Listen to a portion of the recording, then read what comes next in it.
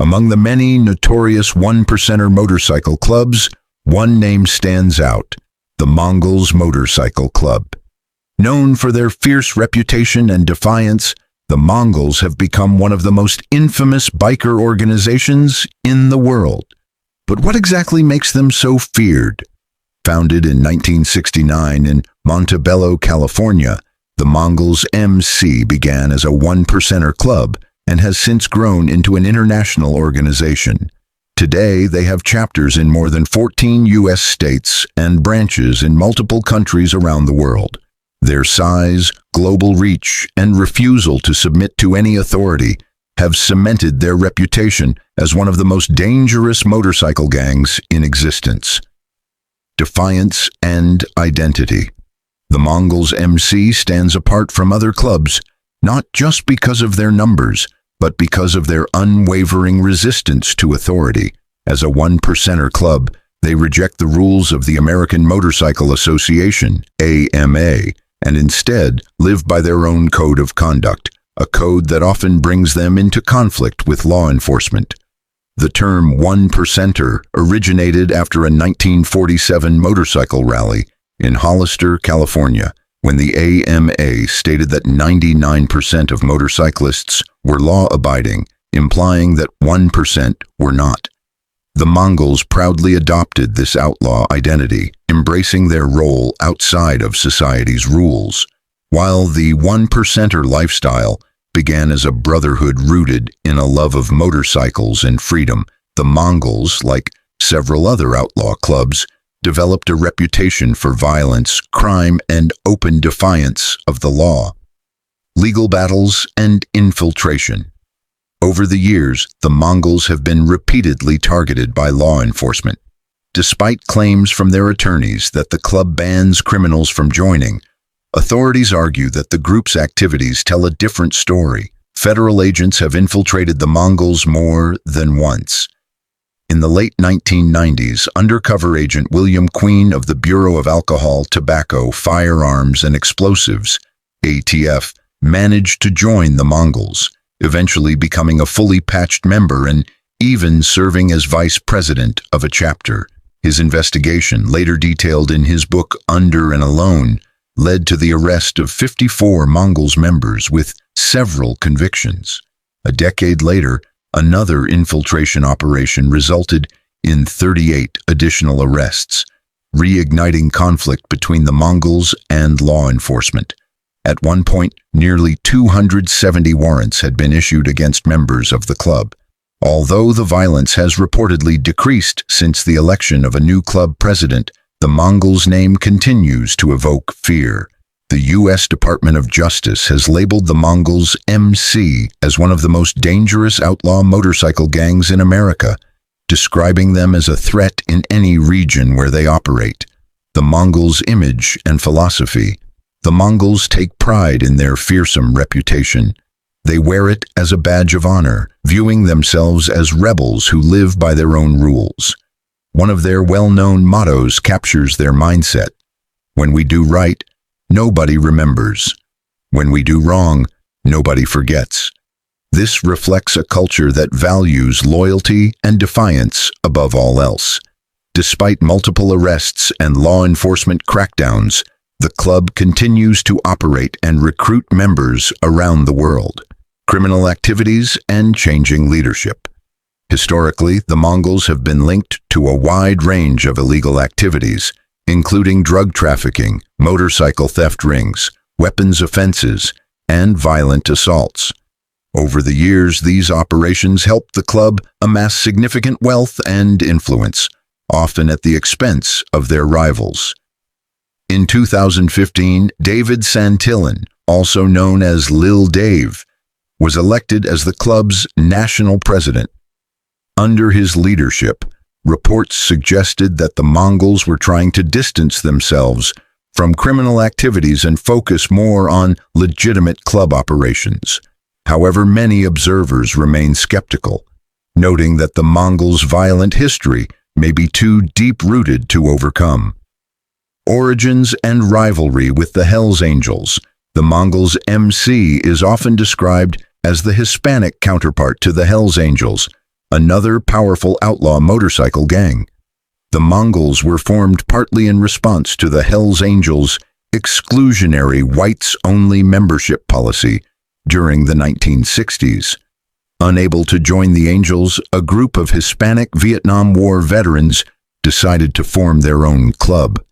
They adopted the Mongol warrior as their emblem, a symbol of strength, conquest, and rebellion.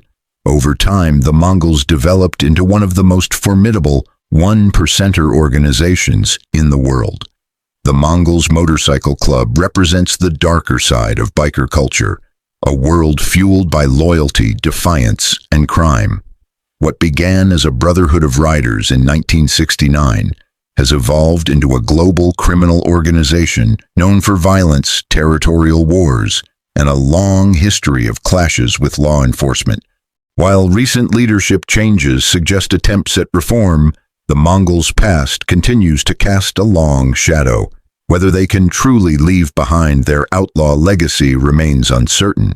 But one thing is clear: few motorcycle clubs in the world inspire as much fear and fascination as the Mongols MC.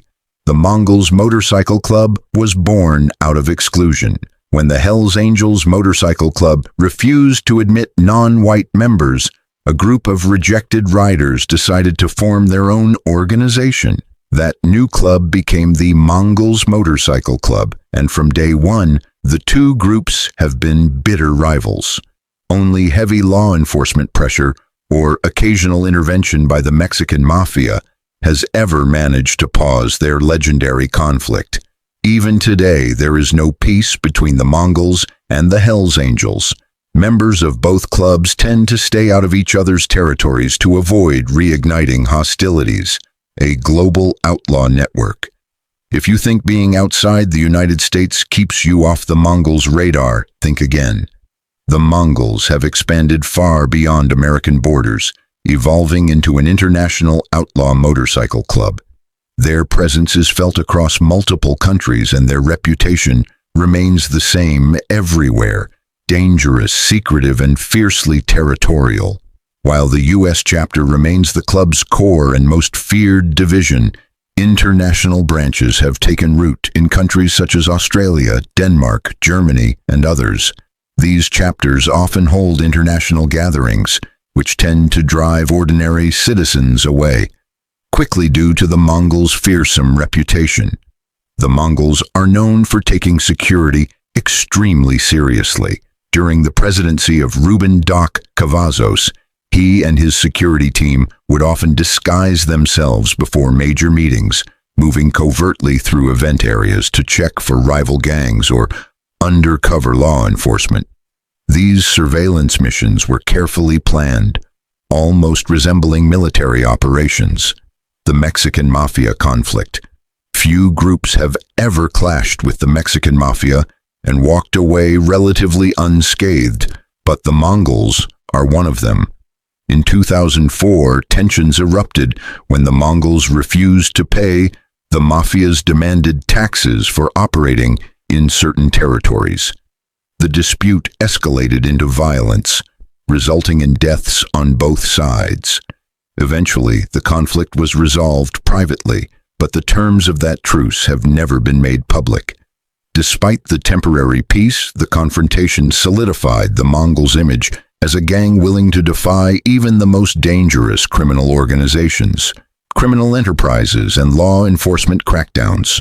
Throughout their history, the Mongols MC have been linked to a wide range of illegal activities, including motorcycle theft rings, drug trafficking, human trafficking, and weapons offenses. These operations generated millions of dollars in profits for the club. However, in recent years, reports suggest that the club's criminal activity has declined, particularly since David Santillan, known as Lil Dave, became national president in 2015. Despite this, prosecutors continue to describe the Mongols as a criminal enterprise, citing their long history of violence, including murder, attempted murder, and drug distribution. When faced with massive legal challenges, including federal attempts to dissolve the organization, the Mongols refused to back down. Unlike other groups that might have declared bankruptcy to escape prosecution, the Mongols decided to fight. The legal battle over the Mongols patch, one of the most high-profile court battles between the U.S. government and the Mongols, centered around the gang's logo and patch, the symbol of their identity. Federal prosecutors sought to strip the club of its patch, arguing that it represented a criminal organization and should be forfeited under racketeering laws. Initially, the government appeared to score a victory when a judge granted permission to seize the Mongols' patches and jackets. But the Mongols' attorneys fought back, arguing that the ruling violated members' First Amendment, freedom of expression, and Eighth Amendment, protection from excessive punishment rights. The court ultimately sided with the Mongols, restoring their right to display their emblem. The outcome was a symbolic win for the club, proof in their eyes that not even the federal government could silence them. Power, growth, and legacy. From their beginnings in Southern California, the Mongols have grown into a global force marked by violence, controversy, and a relentless pursuit of power. Despite constant raids, arrests, and infiltration attempts, they continue to expand and evolve. To the Mongols, they are not merely a club, they are a brotherhood. Their motto of unity and defiance has carried them through decades of conflict with rivals and authorities alike. Given their history, it is reasonable to assume that the Mongols Motorcycle Club will continue to expand its influence in the years ahead.